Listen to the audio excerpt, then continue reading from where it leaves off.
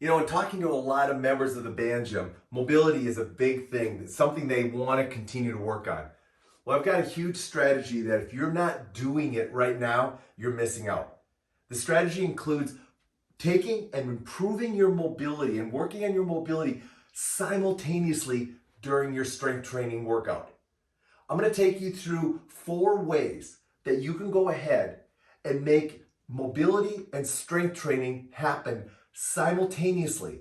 So now you're going to get even better results with your mobility because you're truly going to be going ahead and utilizing your strength as a means of improving it.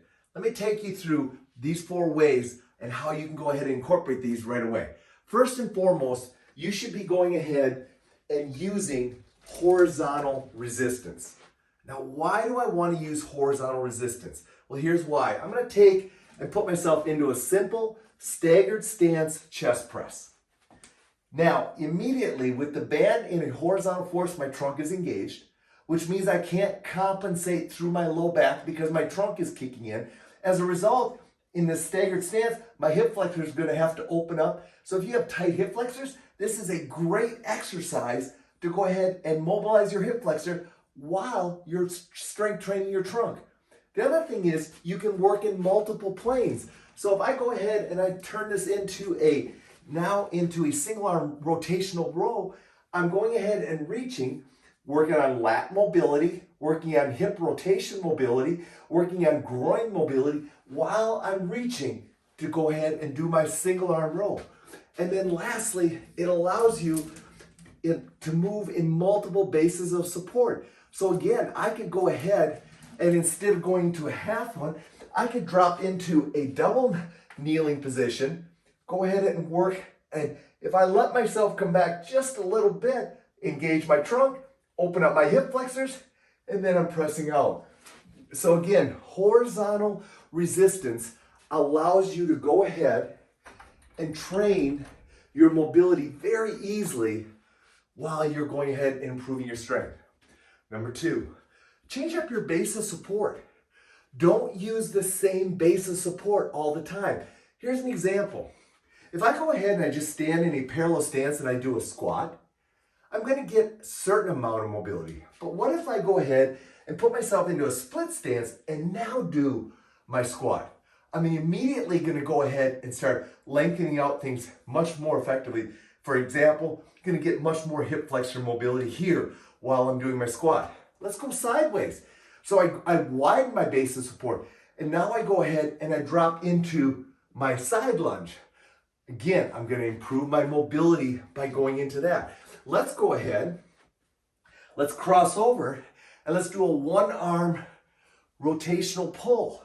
So now I'm getting hip rotation while I'm working on my pulling, all because I just changed up my base of support.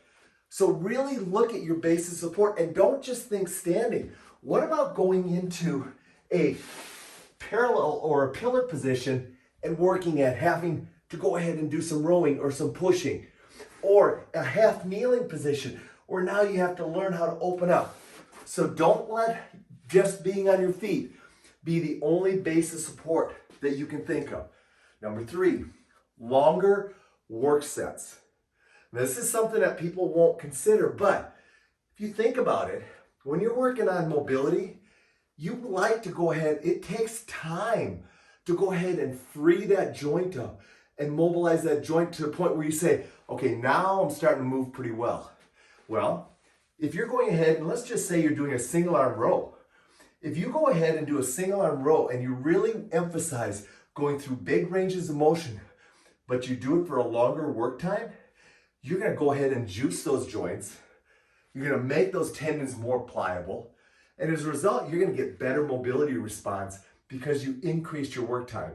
Short work sets, 20 seconds, 15 seconds, probably not going to get the mobility response that you want, that you would from a 45 or maybe even a 60 second. Here's another thing to think about with longer work sets. You can alter your base of support. Let's go back to that single arm rowing exercise. Okay, we're doing a single arm rowing. Well, as we mobilize, we turn, and now we're all of a sudden mobilizing through our hips differently than we were at the beginning. Or we drop into a half kneeling, And now we're opening up our hips even more during that rowing exercise than we were at the beginning. A longer work set allows you to do that. Lastly, we talk a lot about keeping tension on the band system. Let me go back over here and grab my band system. And now what I'm going to do is I'm going to pop out the loop band, and I'm just going to use the black band. So I get out here, and the black band is now already on tension. So if I'm going through a rowing motion and I get way out here, I still have tension on the system. We've talked about the importance of that. However, if you want more mobility, what if you were starting here and you were doing your pulling exercise, but then you back up a little bit to create even more starting tension, which is then going to take you even further into the range of motion. If you're working on longer work sets, you can easily just reset your starting tension and allow it to go ahead and mobilize you even further as you start to free up during that movement. So change up your starting band tension as you're exercising, and it will take you further and further into the range of motion.